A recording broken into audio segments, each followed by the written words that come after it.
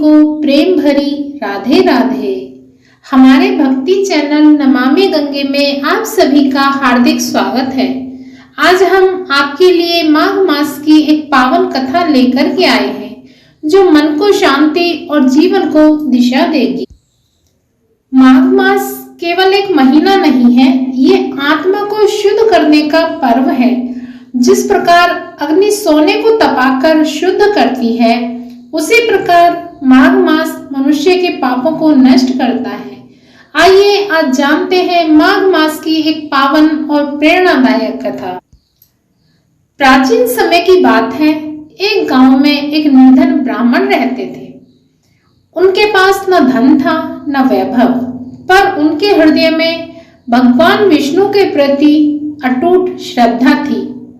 माघ मास के आते ही वो प्रतिदिन ब्रह्म मुहूर्त में उठकर कड़ाके की ठंड में नदी में स्नान करने जाते और ओम नमो भगवते वासुदेवाय नमः का जप करते। एक दिन ठंड इतनी अधिक थी कि नदी का जल बर्फ सा ठंडा हो गया। शरीर कांप रहा था, पर ब्राह्मण के मन में एक ही भाव था, माघ स्नान शरीर से नहीं श्रद्धा से होता है। वो नदी में उतरा, स्नान किया और भगवान विष्णु का ध्यान करने लगा।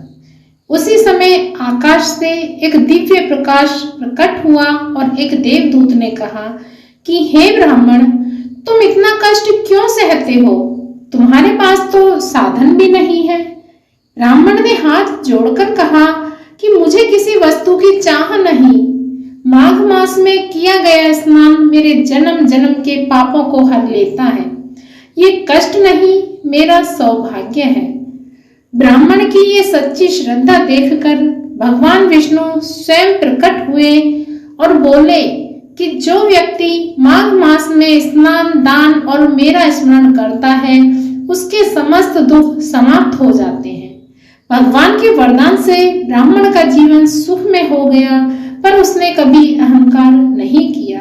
वो जीवन भर लोगों को माघ मास की महिमा बताता रहा। इस कथा से हमें यही शिक्षा और यही सीख मिलती है कि भक्ति धन से नहीं श्रद्धा से होती है। माघ मास में किया गया स्नान, थोड़ा सा दान और भगवान का नाम स्मरण जीवन को पवित्र बना देता है। यदि मन शुद्ध हो तो भगवान स्वयं मार्ग दिखाते हैं। इसी के साथ आप सभी को प्रेम भरी राधे राधे।